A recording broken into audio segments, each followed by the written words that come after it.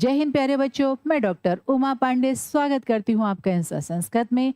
Insta Sanskrit जहाँ आपको मिलता है कक्षा 4 से लेकर 12 तक के व्याकरण बिंदुओं और पाठ्य पुस्तक की सरल व्याख्या। आज संस्कृत व्याकरण के अंतर्गत हम समझेंगे सर्वनाम शब्द रूपों के विषय में। सर्वनाम शब्द रूप जो कि संज्ञा के लिए या संज्ञा के स्थान पर प्रयोग किए जाते हैं। सर्वनाम की वैसे भी साधारण सी परिभाषा है क्या कि वे शब्द जो संज्ञा के स्थान पर प्रयोग किए जाते हैं सर्वनाम कहलाते हैं। लेकिन सर्वनाम रूपों का प्रयोग संज्ञा के साथ भी किया जाता है और संज्ञा के स्थान पर भी किया जाता है। ठीक है, आइए जरा समझते हैं। सर्वनाम दो प्रकार के होते हैं।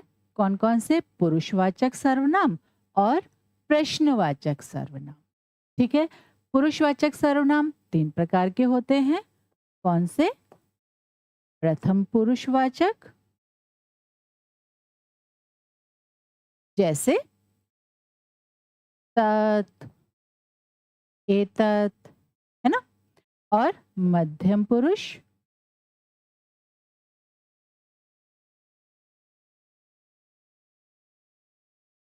जैसे कौन से होते हैं? त्वम, युवाम, यूयम करके रूप चलते हैं ना। क्या होता है वो? युष्मद। क्या होता है? युष्मद के रूप होते हैं।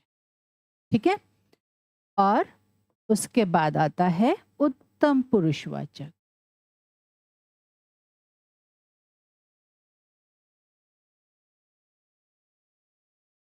जो कि कैसे चलते हैं रूप उसके? अहम, आवाम और वयम, है ना। क्या कहा जाता है उन्हें? अस्मद। ठीक है, और तत् और एतत् के रूप कैसे चलते हैं? तत् के चलते हैं सह तौते, है ना, और एतत् के चलते हैं एषः, एतौ, एते। ठीक है, और इनका प्रयोग कैसे किया जाता है? बहुत ही साधारण है। क्या कि जो प्रथम पुरुष के कर्ता होते हैं उनके लिए प्रथम पुरुषवाचक सर्वनाम शब्दों का प्रयोग किया जाता है। मध्यम पुरुष के जो कर्ता हैं उनके लिए मध्यम पुरुषवाचक सर्वनाम शब्दों का प्रयोग किया जाता है और उत्तम पुरुष के लिए उत्तम पुरुषवाचक सर्वनाम शब्दों का प्रयोग किया जाता है। इनके साथ क्रिया भी इसी प्रकार से प्रयोग की जाती है।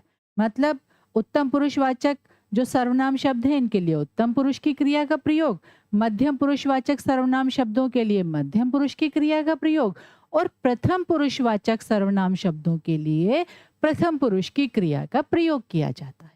ठीक है, अब देखते हैं प्रश्नवाचक सर्वनाम कौन कौन से होते हैं ये। किम के रूप पुल्लिंग, स्त्रीलिंग और नपुंसकलिंग में। इनका प्रयोग हमेशा प्रश्न निर्माण के लिए किया जाता है।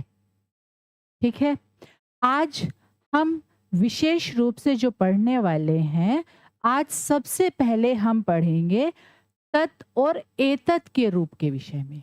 तत् और एतत् के पुल्लिंग रूपों के बारे में, कैसे इनका उच्चारण किया जाता है, कैसे इनको याद करें और कैसे इनका प्रयोग करें। ठीक है, तो आइए सबसे पहले उच्चारण करते हैं। सह, तौ, ते, और द्वितीय में तम, तौ, तान, तृतीया तेन, ताभ्याम, तैहि, चतुर्थी तस्मै, ताभ्याम, तेभ्यः, पंचमी तस्मात्, ताभ्याम, तेभ्यः, षष्ठी में तस्य, तयोः, तेषां, सप्तमी तस्मिन्, तयोः, तेषु। सर्वनाम शब्दों में संबोधन नहीं होता, ये बात हमेशा ध्यान रखिए। कभी भी सर्वनाम शब्दों में संबोधन का प्रयोग नहीं होता। ठीक है, आइए अब इनका प्रयोग कैसे होता है जरा ये समझ लें। इनका प्रयोग कारक चिन्हों के अनुसार किया जाता है। जैसे प्रथमा अर्थात कर्ता, इसका चिन्ह क्या होता है? ने। तो सह का अर्थ क्या हो गया? क्या हुआ? सह का अर्थ हुआ वह या उसने। ठीक है, ये तो है एक वचन। द्विवचन का क्या अर्थ हो जाएगा? वह, वे दोनों या उन दोनों ने, ते, वे सब या उन सब ने। ठीक है, द्वितीय का कारक चिन्ह क्या होता है? को। तो तम का अर्थ क्या हो जाएगा? उसको। तव माने उन दोनों को, तान माने उन सबको। ठीक है। तृतीया, तृतीया का चिन्ह क्या होता है भाई? से, द्वारा। तो तेन का अर्थ क्या हो जाएगा? क्या होगा? उसके द्वारा। ताभ्याम उन दो के द्वारा, तई ही उन सब के द्वारा। ठीक है। फिर चतुर्थी, चतुर्थी का चिन्ह के लिए, है ना? तो तस्मै क्या होगा? उसके लिए। ताभ्याम उन दोनों के लिए, और तेभ्यः उन सब के लिए। ठीक है। पंचमी, पंचमी का चिन्ह क्या होता है? हाँ, से अलग, अलग होने के लिए प्रयोग होता है ना। तो तस्मात माने उससे। ठीक है। तस्मात उससे, ताभ्याम उन दोनों से, तेभ्यः उन सब से। अलग होना या भिन्न होना, इसके लिए इसका प्रयोग होगा। ठीक है। षष्ठी का चिन्ह का, की, के। तो तस्य का अर्थ क्या हुआ? उसका या उसकी, है ना? उसका, उसकी, है ना? और तयोह उन दोनों का, उन दोनों की, और तेषाम उन सब का या उन सब की। ठीक। इसी तरह से सप्तमी का चिन्ह क्या है? में, पे, पर।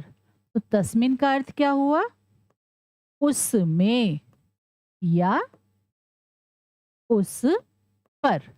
और तयोह का अर्थ क्या होगा? उन दोनों में या उन दोनों पर। और तेषु का अर्थ क्या होगा? उन सब में या उन सब पर। ठीक है। यहां तक समझ आया? फिर कारक चिन्हों के अनुसार ही वाक्य में इन शब्दों का प्रयोग किया जाता है। जैसे कारक चिन्हों के अनुसार आवश्यकता होगी, उसी विभक्ति और उसी वचन का प्रयोग किया जाएगा। ठीक है। इसी की तरह से एतत् के रूप भी हम चला सकते हैं। बहुत ही आसान है और करीब करीब इससे तो मैं कहूँ 90% मिलते हुए हैं। बहुत थोड़ा सा छोटा सा अंतर है, वो भी अभी बताती हूँ आपको। तो पहले हम एतत् अर्थात यह, तत् माने वह और एतत् माने यह। क्या अर्थ होता है? तत् अर्थात वह और एतत् यह, है ना? तो अब देखिए, पहले इसका उच्चारण कर लेते हैं। एषः एतौ एते, एतम एतौ एतान, तृतीया एतेन एताभ्याम एतैहि, चतुर्थी में एतस्मै एताभ्याम एतेभ्यः, पंचमी एतस्मात् एताभ्याम एतेभ्यः, षष्ठी एतस्य एतयोः एतेषाम, और सप्तमी एतस्मिन् एतयोः एतेषु। ठीक है। इस प्रकार इसका उच्चारण होगा। अब इनका अर्थ भी समझ लेते हैं कारक चिन्हों के अनुसार। बिल्कुल जैसे इसका था इसी प्रकार इनका होगा। अब देखिए एक छोटा सा अंतर। प्रथमा के एक वचन में वहां पर है सह, और यहां पर है एषः, जिसका अर्थ क्या होगा?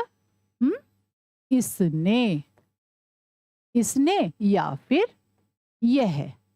ठीक है। इसने या यह, क्योंकि उसका क्या था? वह या उसने, है ना? यहां पर फिर द्विवचन में क्या होगा? इन दोनों ने, और एते माने इन सब ने या यह सब। ठीक।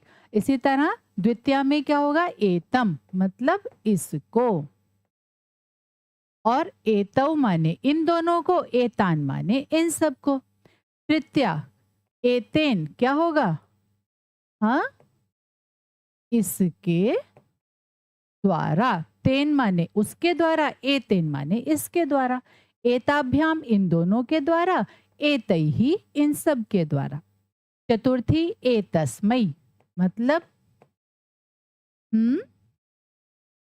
इसके और लिए। एतस्मै इसके लिए, एताभ्याम इन दो के लिए, और एतेभ्यः इन सब के लिए। फिर एतस्मात् माने इससे। ठीक है। एताभ्याम इन दोनों से, एतेभ्यः इन सब से, एतस्य इसका या इसकी, एतयोः इन दोनों का, एतेषाम इन सब का या इन सब की, एतस्मिन इसमें, एतयोः इन दोनों में और एतेषु इन सब में। कारक चिन्हों के अनुसार इनका भी प्रयोग होगा। अब एक मुख्य बात, क्या अगर आपने तत् के रूप अच्छे से याद कर लिए, अब रूप कैसे याद करें? रूप याद करने का बहुत ही सरल तरीका है। क्या अगर एक बारी में नहीं होते तो दो बारी में कर लो। वैसे अगर आपने बालक के रूप या छात्र के रूप या देव के रूप कुछ भी आपने याद किए हैं, तो फिर बाकी शब्द रूप आपके लिए आसान हो जाते हैं।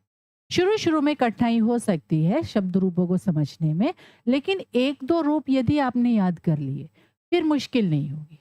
फिर तो करीब करीब एक दूसरे से मिलते जुलते से ही होते हैं, थोड़ा बहुत अंतर होता है।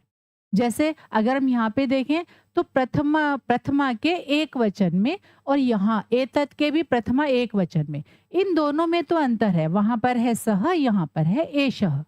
बाकी अगर मैं तत् के रूपों के साथ में सिर्फ ए लगा दूं, ये ए, सिर्फ इसका अंतर है, बाकी सारे तत् के जैसे हैं। सिर्फ एतत् में ए अलग से लगा हुआ है और यहाँ पर ए नहीं है, सिर्फ इतना अंतर है। अगर आपने तत् के रूप याद कर लिए तो एतत् के रूप याद करना आपके लिए बहुत ही आसान होगा। करके देखिए। और इनको याद करने का एक तरीका और है, इनको गा के भी याद किया जा सकता है। कैसे? सह तौ ते, तम तौ तान, तेन ताभ्यम तई, तस्मै ताभ्यम तेभ्य, तस्मात् ताभ्यम तेभ्य, तस्य तयो तेषाम, तस्मिन् तयो तेषु। कोशिश करें, होता है ना? चलिए अब इनका वाक्य में प्रयोग कर लेते हैं, ताकि वाक्य में प्रयोग करेंगे तो थोड़ा सा क्या होगा, हम और अच्छे से इनको समझ जाएंगे, है ना? वह विद्यालय जाता है, तो क्या होगा? सह विद्यालयम और गच्छति। मित्र उसको मार्ग दिखाता है। एक बात हमेशा याद रखिएगा, मित्र शब्द हमेशा नपुंसक लिंग में होता है। भूल कर भी उसको पुल्लिंग या स्त्रीलिंग में प्रयोग मत कर लेना, है ना? तो क्या होगा यहाँ पर? मित्रम उसको, यहाँ पर क्या आना चाहिए? ताम। और मार्गम क्या करता है? दर्शयति, दिखाता है ना? उसके द्वारा कार्य किया गया। क्या बनेगा? तेन कार्यम और ऋतम, भाववाच्य में, है ना? राघव इस भिक्षुक के लिए फल लाता है, तो राघवः। अब देखिए इस भिक्षुक के लिए, यहाँ पर पहले मैंने लिखा तस्मई, तस्मई माने उस, मैंने यहाँ लगा दिया ए, बन गया ए तस्मई माने इस, है ना? ए तस्मई और भिक्षुकाय। जिसको भी कुछ दिया जाता है वो हमेशा चतुर्थी विभक्ति में आता है। भिक्षुकाय क्या करता है? फल लाता है ना?